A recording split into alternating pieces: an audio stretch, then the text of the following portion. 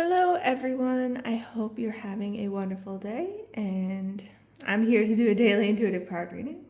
So, let's see what messages, guidance, and insights the universe would like to share with us at this time. Let's take a look at these cards.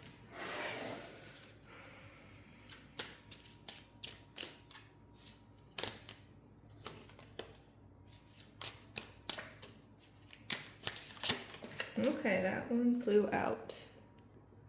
So we have Bluebird. You are being gifted with blessings of happiness and peace. And that's the thing. A lot of times we're gifted it a lot. It's just whether or not we're willing to accept it, to receive it, to make space for it, to focus on it. Because, what you give your time, energy, and attention will grow. It will build momentum, and more of that will show up in your life. And that's one of the reasons why Uncle Iroh's quote of, if you look for the light, you can often find it, but if you look for the dark, that's all you'll ever see. That's one of my favorite quotes of all time.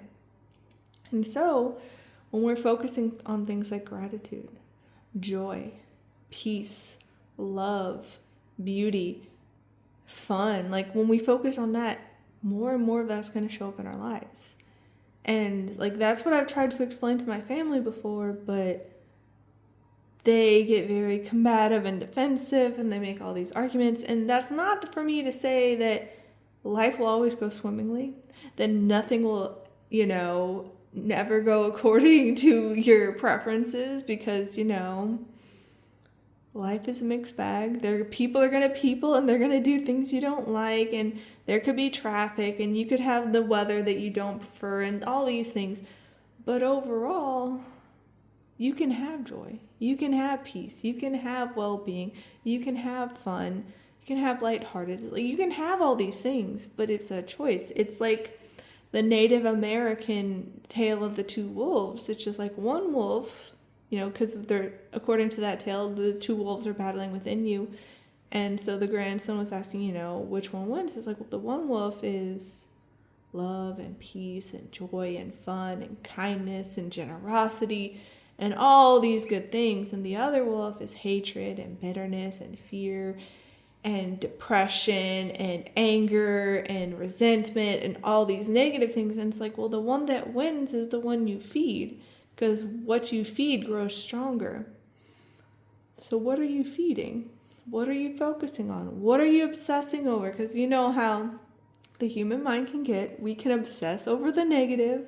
My family is notorious for that. And when I tried to point out good things, it's not that I was trying to invalidate what they were, experiencing, because it's the human experience. Yes, that happened. But I also want you to also pay attention to more of the big picture. When my mom would constantly be going on about how awful the printer was and how it broke and she couldn't use it, yes, that's all true. But I also try to point out, hey, but the co-owner, he also took time out of his day without you even asking to dissect the entire massive printer to fix it and reassemble it and have it working again. But she couldn't express any gratitude for that. It was just complaint, negative. Oh, this is awful. It's going to break again. And it's you're not choosing peace and happiness. You're choosing the negativity. You're choosing the complaints. And it's yeah, if you need to get something out of your system, to vent it, to process it, by all means, do that. But don't keep fixating and obsessing and ruminating over it, because that's what you're going to have grow. And because she kept doing that, because she wouldn't acknowledge the good in it at all, it kept breaking. It kept jamming. And it's you're speaking that over yourself. Not that she would listen, so I didn't bring that up to her, because they're always looking to fight, and they always, quote unquote, have to be right. And so it's yeah, a lot of us, we're choosing to walk away from situations like that. Not because we hate the other person, not because we feel like we're better than the other person or anything like that, but just because we're no, I'm going to choose peace and happiness. I'm going to choose well-being. I see how draining this is for my energy, and I don't choose that. You're allowed to make whatever choices you want. I can recommend other things, it could be healthier to not do that, but you know what? It's your life. You get to choose. And the universe is giving us so many blessings. So many.